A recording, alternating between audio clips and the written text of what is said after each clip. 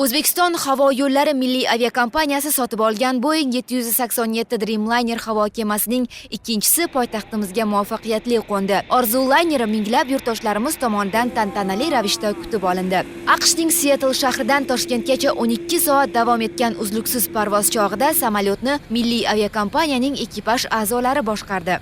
Это большой подарок для всего государства, для всех жителей. Bu samolyot davlatimiz, respublikamiz aholisi uchun ulkan sovg'a bo'ldi deyish mumkin. Biz qulaylik, xavfsiz va sifatli parvozlarning yangi bosqichiga ko'tarildik desam adashmayman. Shaxsan men bu kabi havo kemalarining yurtimiz aviaparkida ko'payib borayotgandan faxrlanaman. Yurtdoshlarimiz ham bu imkoniyatlarni yuqori baholaydilar degan umiddaman.